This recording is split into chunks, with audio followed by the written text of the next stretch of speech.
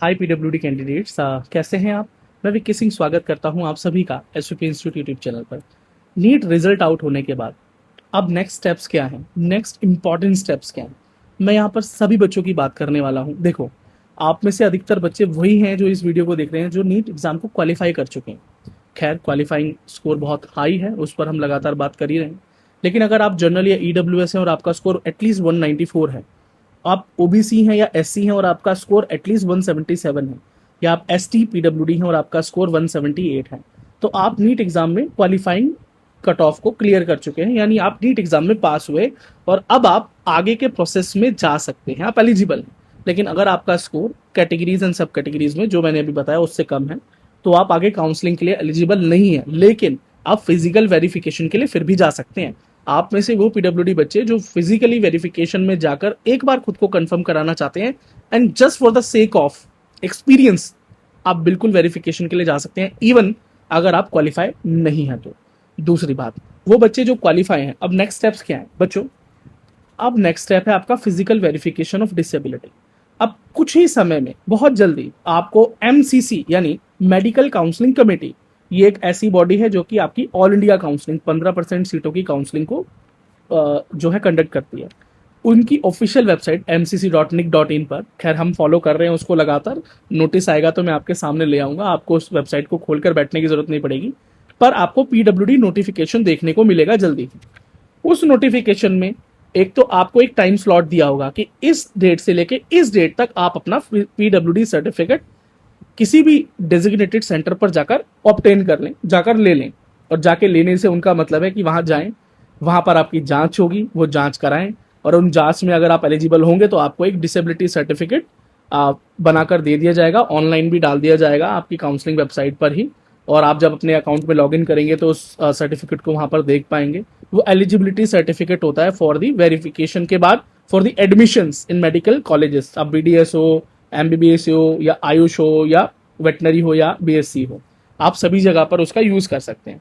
लेकिन अगर आप रिजेक्ट हो जाते हैं, यानी अगर आप पास नहीं हो पाते, जो मैं नहीं चाहता कि ऐसा आपके साथ हो, पर फिर भी ये केस है तो मुझे बताना है, अगर आप पास नहीं हो पाते तो आपको सर्टिफिकेट उस केस में भी मिलता है, लेकिन वहां पर नीचे लिखा होता है कि ये जो बच्चा है वो पीडब्ल्यूडी कोटा के लिए एलिजिबल नहीं है, ये बात लिखी होती है। लेकिन फिर आप नॉर्मल कैटेगरी से काउंसलिंग में जा सकते हैं, इस बात को आप याद रखेंगे।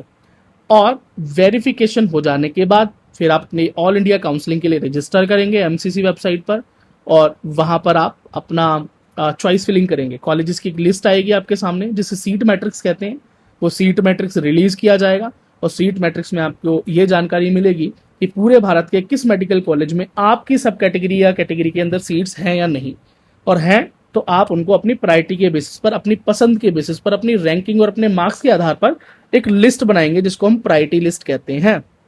चॉइस फिलिंग करेंगे ऑनलाइन, ये सारे काम घर पर होने, और उसके बाद आपका एक अलॉटमेंट रिजल्ट निकल कर आएगा। अगर आपने जो कॉलेजेस भरे हैं उनमें से किसी कॉलेज में आपका सिलेक्शन होता है, कोई कॉलेज आपको अलॉट होता है, तो उसके बाद अलॉटमेंट लेटर आप डाउनलोड करेंगे, अपने सभी डॉक्यूमेंट्स जिनकी लिस्ट मैंने ऑलरेडी बनाकर डाल दिया है लेकर आप कॉलेज विजिट करेंगे, डॉक्यूमेंट सबमिट करेंगे, फीस सबमिट करेंगे, और उसके बाद अपनी पढ़ाई कंटिन्यू करेंगे।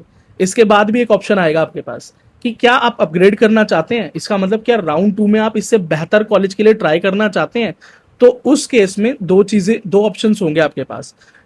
या तो आप मिले हुए कॉलेज में जाकर एडमिशन ले लेंगे और वहां पर अपग्रेड के लिए का फॉर्म फिल करेंगे, या अपग्रेड के लिए कॉलेज में कहेंगे कि हम नेक्स्ट राउंड ऑफ काउंसलिंग में जाएंगे बेहतर कॉलेज के लिए, अगर हमें मिल जाए तो आप हमारे डॉक्यूमेंट्स और हमारी फीस ऑन टाइम दे देना। वो इस बात पर एग्री करेंगे, आपको एक फॉर्म सबमिट करा लेंगे या कहीं लिखवा लेंगे, और उसके बाद आप फिर सेकंड राउंड काउंसलिंग में दोबारा से चॉइस फिलिंग करेंगे, जो भी सीट मैट्रिक्स आएगी, बेहतर कॉलेजेस की फिलिंग करेंगे, चॉइस फिलिंग डाउन की तो करेंगे नहीं, है ना।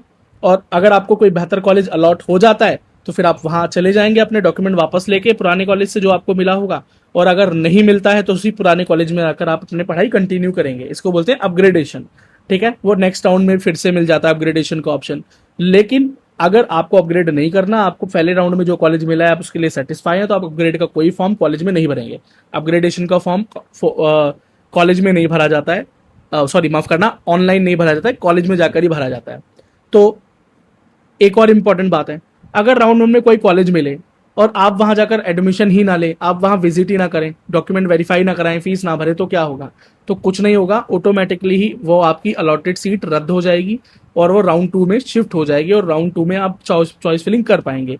ऐसा मौका सिर्फ राउंड 1 में ही मिलता है, इसको बोलते हैं राउंड 1 को, इसीलिए हम बोलते हैं फ्री एग्जिट राउंड, यानी फ्री एग्जिट। अगर आप किसी मिले हुए कॉलेज को छोड़ देते हैं तो आपकी ना तो सिक्योरिटी अमाउंट ही सैक होती है, सिक्योरिटी अमाउंट से मतलब है जब आप रजिस्ट्रेशन करते हैं ना काउंसलिंग के लिए, तो वहां पर पहले तो आप 500 रुपीज से रजिस्ट्रेशन करेंगे, पीडब्ल्यूडी बच्चों के लिए बता रहा हूँ, और 5,000 रुपए एज ए सिक्योरिटी देंगे। सिक्योरिटी का मतलब क्या है कि काउंसलिंग में अगर आप कोई गड़बड़ करते हैं तो आपकी सिक्योरिटी अमाउंट जमा कर ली जाती है, और अगर आप बिल्कुल शांति से आराम से विद रूल्स काउंसलिंग्स को प्रोसीड करते हैं, फिर चाहे कॉलेज मिल जाए या कॉलेज ना मिले, दोनों ही सूरतों में आपका सिक्योरिटी अमाउंट उसी बैंक अकाउंट में वापस आ जाता है जिससे कि आपने उसको पेमेंट किया था।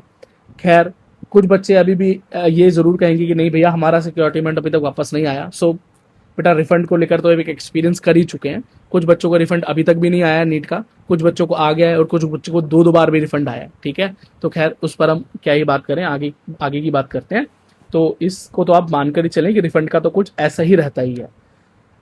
तो अगर आप राउंड 1 में मिले कॉलेज में एडमिशन नहीं लेते तो आप एलिजिबल हैं, राउंड 2 में चॉइस फिलिंग करेंगे। अगर वहां पर कोई कॉलेज मिल जाता है तो फिर उसे नहीं छोड़ सकते आप। अगर राउंड 2 में मिले हुए कॉलेज को आपने छोड़ दिया क्योंकि वो फ्री एग्जिट नहीं होता है, तो फिर वहां पर आपका ये सिक्योरिटी अमाउंट जब्त कर लिया जाएगा। क्यों? क्योंकि आप एक ऐसा काम कर रहे हैं जो कि रूल्स में नहीं है। राउंड 1 में छोड़ना था रूल्स में था, राउंड 2 में छोड़ना रूल्स में नहीं था। और जितने भी मैं रूल्स बता रहा हूँ ना, ये सभी रूल्स 2025 तक के हैं। हो सकता है इस बार कोई चेंजेस आपको देखने को मिले, पर मोस्ट प्रोबेबली ऐसा है कि पुराने रूल्स ही फॉलो होंगे, कोई ज्यादा चेंजेस देखने को नहीं मिलेंगे। तो बैक कुछ इंट्रोडक्शन पीडब्ल्यूडी बच्चों आपको मैंने करा दिया है, फिर इसी के साथ आपकी स्टेट वाइज काउंसलिंग्स भी शुरू हो जाएंगी। बिहार, झारखंड, उड़ीसा, तमिलनाडु, तेलंगाना, केरला, कर्नाटका, जम्मू कश्मीर, पंजाब, हरियाणा, सबकी काउंसलिंग्स अलग से भी शुरू हो जाएंगी। ठीक है, तो आपका मन हो तो आप अपनी स्टेट काउंसलिंग में भी रजिस्टर कर सकते हैं, वहां भी ये सेम प्रोसीजर्स होते हैं। कुछ स्टेट्स में वेरिफिकेशन भी होता है और कुछ स्टेट्स में वेरिफिकेशन कराने की जरूरत नहीं पड़ती अगर आप ऑल इंडिया से वेरिफिकेशन कराकर आ जाते हैं। इस पर तो मैं सफिशिएंट जानकारी ऑलरेडी बहुत सारी वीडियोस में लगातार दे चुका हूं, तो आप लेते रहना। स्टेट बाय स्टेट मैंने शॉर्ट वीडियोस बना रखी हैं, आपको सिर्फ सर्च करना है अपना स्टेट का नाम, पीडब्ल्यूडी वेरिफिकेशन और एसवीपी इंस्टीट्यूट, ये 3 कीवर्ड डाल देना, आपको अपने स्टेट का जानकारी मिल जाएगा कि वहां पर क्या होने वाला है। ठीक है, ऑलमोस्ट हमने सारी जो है वो स्टेट्स कवर कर रखी हैं, तो आप एक बार देख लेना, थोड़ा सर्च करके कोशिश करो देखने की, हर चीज को स्क्रॉल करने की कोशिश मत किया करो। ठीक है, चलिए, और इसके अलावा अगर कोई सवाल रह गया हो तो आप कमेंट सेक्शन में पूछ सकते हैं बच्चों। नहीं तो हमारे हमसे जुड़ने के सभी लिंक इंस्टाग्राम, टेलीग्राम, व्हाट्सएप सभी इस वीडियो के डिस्क्रिप्शन में मौजूद है, वहां से भी आप हमसे अपने सवाल पूछ सकते हैं। आप हमसे एज ए मेंबर भी जुड़ सकते हैं by clicking on join button, जो भी मेंबरशिप आपके लिए बेनिफिशियरी हो, जिस मेंबरशिप को लेने से आपके सभी उद्देश्य पूरे हो रहे हों, जो आपको रिक्वायरमेंट है वो पूरी हो रही हो, वो आप ज्वाइन कर सकते हैं। और आप चाहें तो हमें काउंसलिंग के लिए भी ज्वाइन कर सकते हैं। हमारे व्हाट्सएप नंबर 9211686820 पर आप संपर्क कर लीजिए, यानी व्हाट्सएप मैसेज छोड़ दीजिए, आपको रिप्लाई मिल जाएगा। रिप्लाई होने में देरी हो सकती है लेकिन रिप्लाई मिलेगा जरूर। चलिए बच्चों, thank you so much for watching till the end and all the best your physical verification and MBBS and BDS counselling.